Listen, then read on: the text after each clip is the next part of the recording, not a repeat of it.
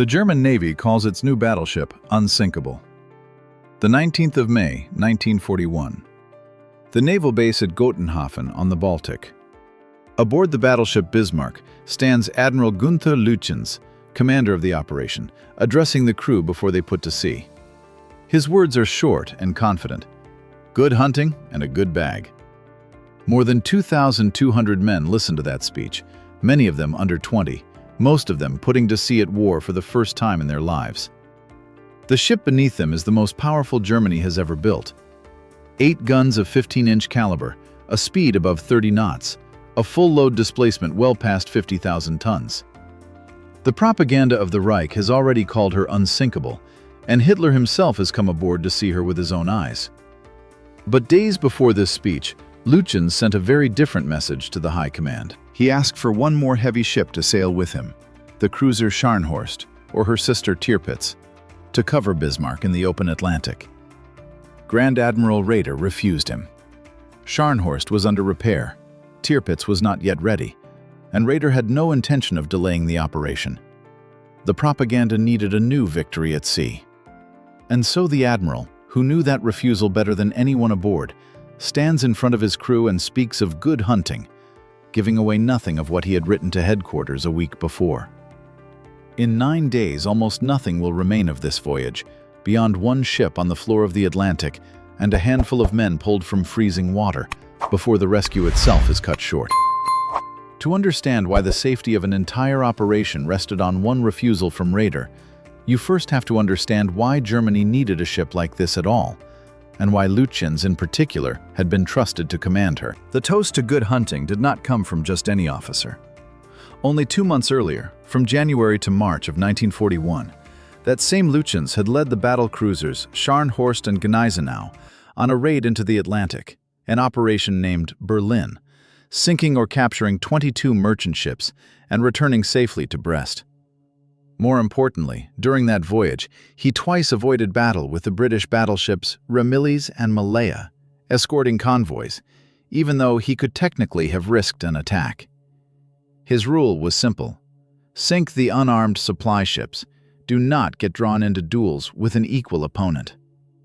Bismarck's crew went to sea under a man with an already proven, careful, and lucky record. That is why his words about good hunting reached 2,000 men as the promise of a seasoned professional with a real record behind him.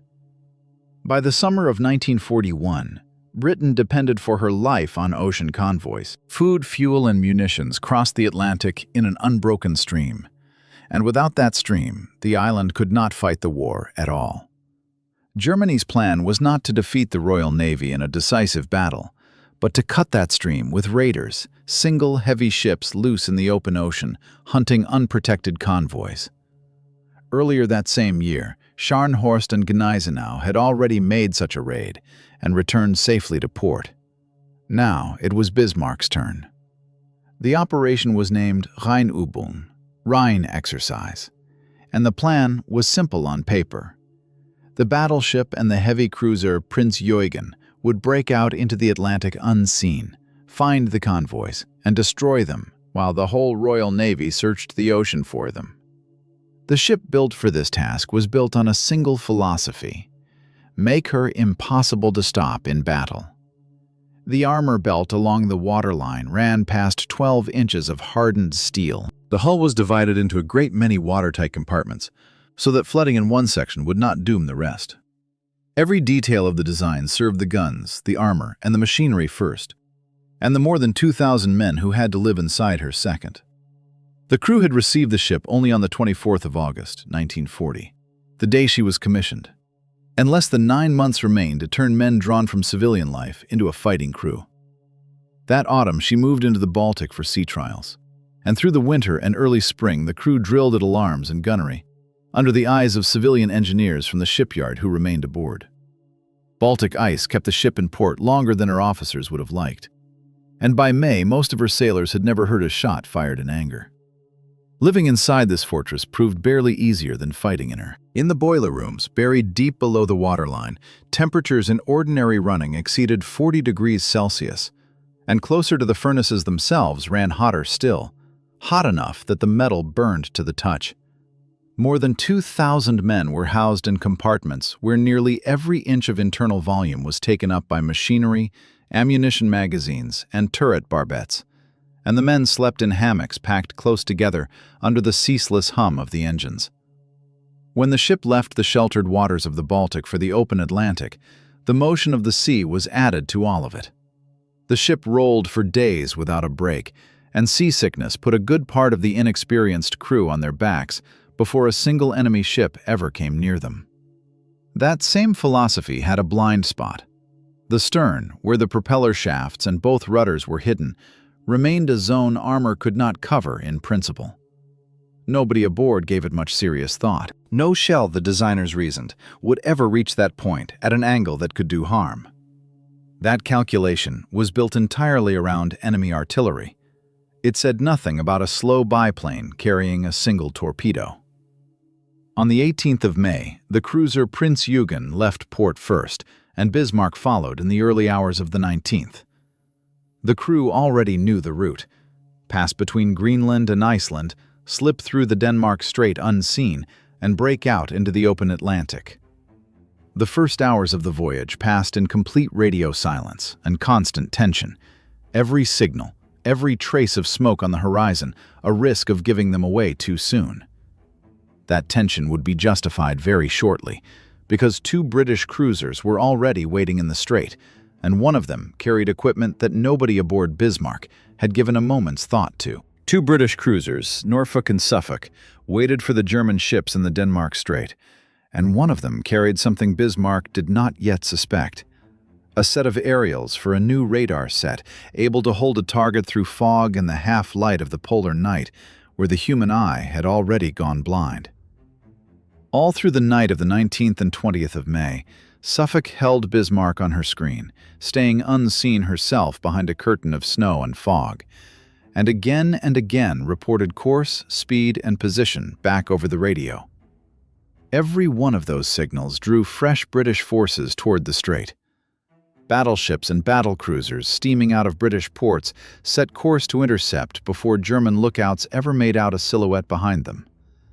The Germans were passing through the Strait blind in the most literal sense, while their enemy counted off every minute of their course. At dawn on the 24th of May, 1941, the battlecruiser Hood, the pride of the Royal Navy for 20 years, and the new battleship Prince of Wales came out to meet the German squadron, under the overall command of Vice Admiral Lancelot Holland, flying his flag in the Hood.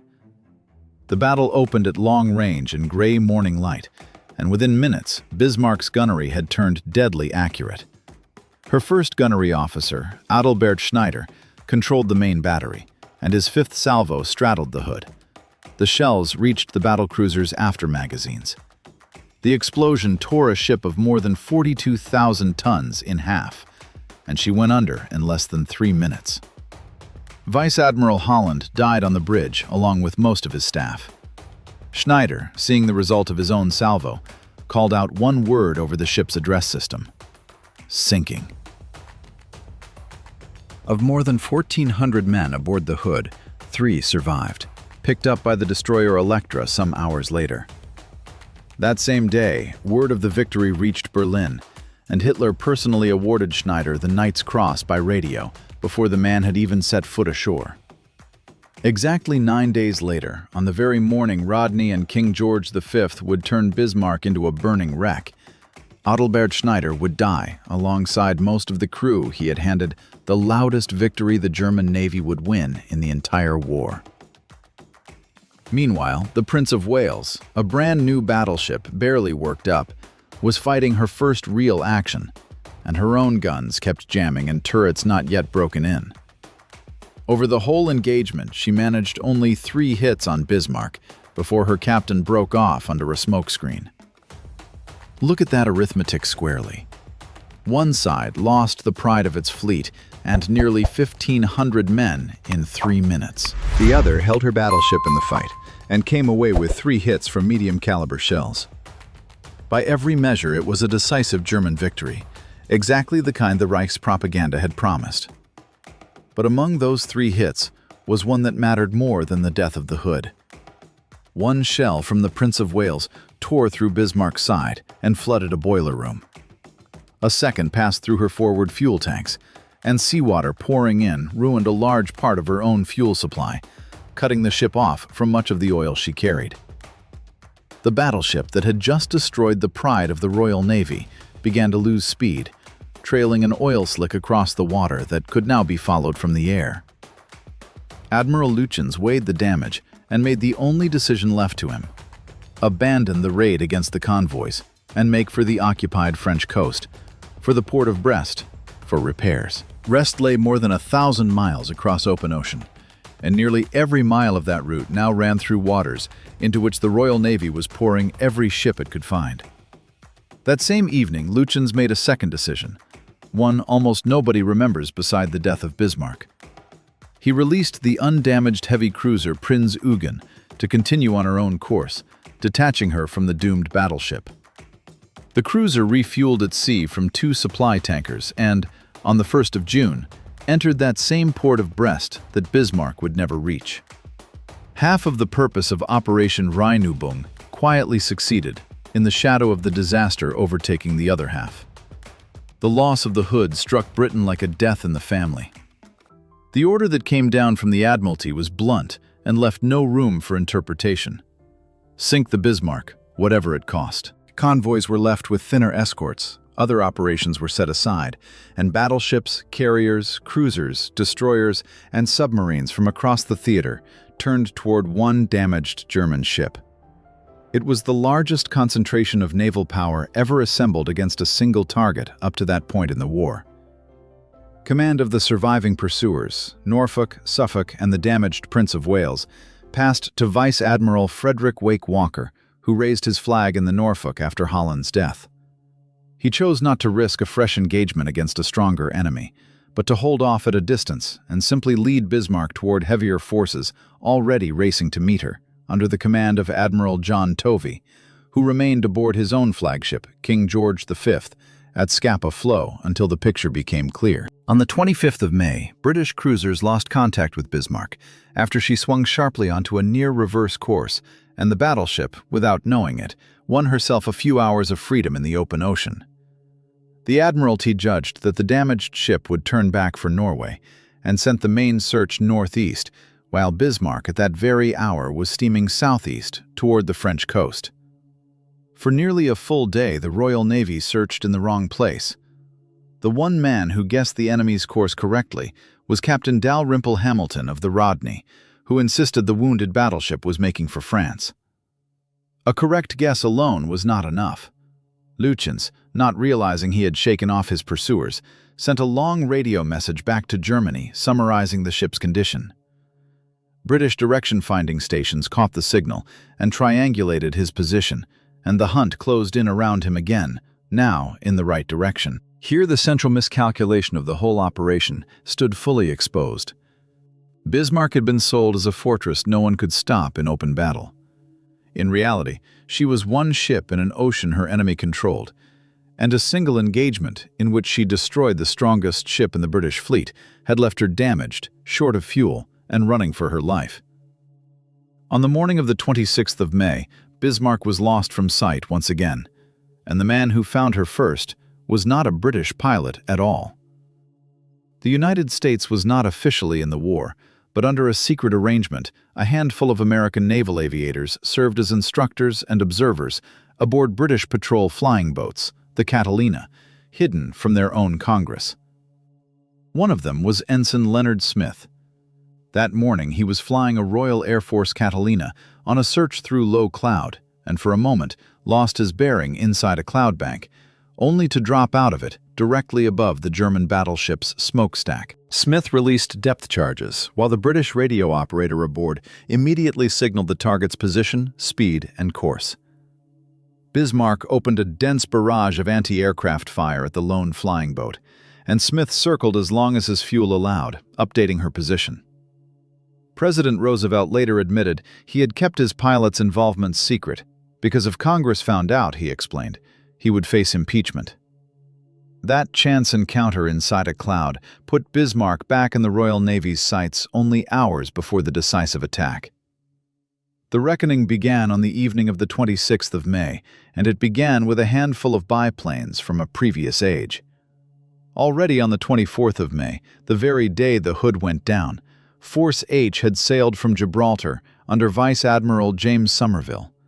The battle cruiser Renown, the carrier Ark Royal, the cruiser Sheffield, and 6 destroyers. By noon on the 25th, this squadron had already taken up a position across Bismarck's path to Brest, cutting off her shortest way home before the Germans even knew the force existed. It was from the deck of the Ark Royal that 15 Swordfish torpedo bombers climbed into a stormy sky. The first strike very nearly ended in farce. In low cloud and driving rain, the crews mistook the British cruiser Sheffield, sent ahead to shadow the German ship, for Bismarck herself, and attacked their own side. Only the failure of their own weapons prevented disaster. Torpedoes, fitted with magnetic pistols, exploding early or running wild in the rough sea. The lesson was learned at once. The pistols were switched to contact detonators, and the biplanes flew out again into the failing light and rising swell. The Swordfish was an obsolete design on the day she was built, a slow, fabric-covered biplane with an open cockpit, flying not much faster than a bicycle on a downhill slope. The crews pressed through a storm of anti-aircraft fire, and a single torpedo, dropped by Sub-Lieutenant John Moffat, struck the water and reached the battleship's stern, in the very blind spot her designers had never managed to armor under any calculation. The explosion jammed both rudders at an angle of 12 degrees to port, and no effort aboard could force them back. Engineers worked all through the night to free the rudders. Divers were meant to go down into the flooded stern compartment and disconnect the jammed mechanism by hand, but the storm and the constant list made the work impossible, even in a diving suit. Another team tried to steer the ship on her engines alone, running the 3 propeller shafts at different speeds to counter the rudders turned hard over. In calm water, the maneuver might have worked. In the Atlantic storm, it produced nothing but a slow, helpless circle.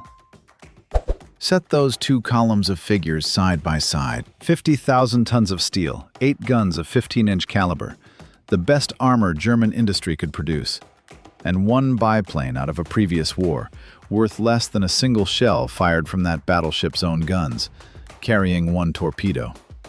This was not one weapon defeating another. This was proof that no defense is absolute if the enemy finds the single point everyone forgot to cover. The battleship that had been called Unstoppable that very morning had become a ship that could only circle slowly in place, and that circling now led her in only one direction. If it matters to you that stories like this are told accurately and by the facts, you already understand whether it is worth watching to the end.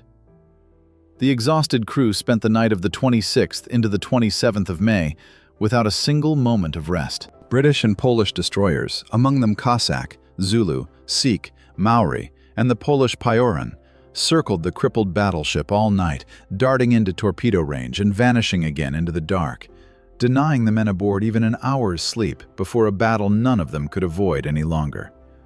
The men on Bismarck stood at their action stations exhausted past the limit, many still not recovered from seasickness, all of them understanding what the morning would bring. In those same hours, signals arrived from the very top of the German command. Grand Admiral Raeder sent word that the thoughts of the whole German Navy were with them. Hitler himself signaled that all of Germany stood behind them. To the men reading those words aboard a ship that could neither run nor maneuver, the meaning was plain and terrible. These were the words sent to men already considered dead. Dawn on the 27th of May came gray and rough, and with it came the British battleships King George V and Rodney. A little before 9 in the morning, the guns of both ships opened fire.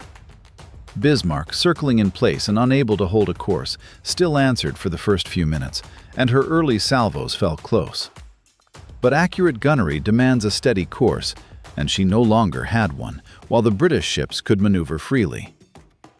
One of Rodney's first successful salvos struck the forward superstructure, wrecked the bridge, and knocked out the forward fire control stations, killing many senior officers where they stood.